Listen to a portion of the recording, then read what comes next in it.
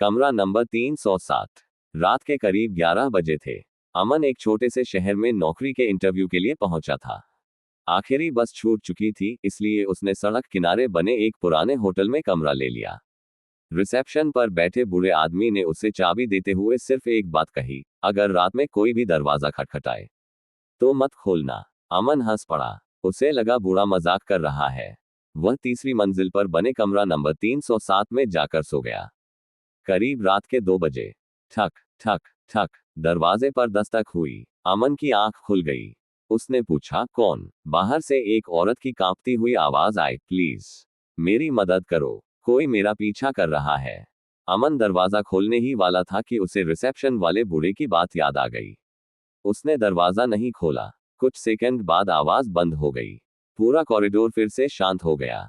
अगली सुबह उसने रिसेप्शन पर जाकर पूछा, कल रात कोई औरत मदद मांग रही थी, उसका क्या हुआ? बूढ़े आदमी का चेहरा उतर गया। उसने धीरे से कहा, अगर तुमने दरवाजा नहीं खोला तो तुम बच गए। अमन हंसते हुए बोला, मतलब? बूढ़े ने होटल की एक पुरानी तस्वीर उसके सामने रख दी। तस्वीर में वही कमरा था, 307, और दरवाजे के सामने एक लड़की खड़ी थी।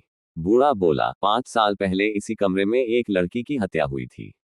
मरने से पहले वह हर कमरे का दरवाजा खटखटाकर मदद मांग रही थी, लेकिन किसी ने दरवाजा नहीं खोला। तब से हर रात ठीक 2 बजे उसकी आवाज सुनाई देती है। अमन के हाथ कांपने लगे। उसने तस्वीर को ध्यान से देखा और उसकी सांस रुक गई। तस्वीर में सिर्फ लड़की ही नहीं थी, उसके ठीक पीछे एक लंबा काला साया भी खड़ा था, जो तस्वीर खींचते समय वहां मौजूद ही नहीं था। अमन ने तुरंत होटल छोड़ने का फैसला किया। वह अपना बैग लेने वापस कमरे में गया।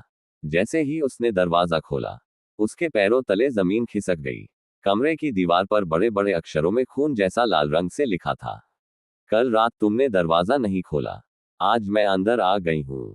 अमन घबराकर पीछे मुड़ा, लेकिन दरवाजा अपने आप बंद हो चुका था। अगले दिन होटल का कमरा नंबर 307 फिर से खाली मिला। बस दीवार पर एक नई लाइन लिखी थी, अब अगला मेहमान कौन होगा?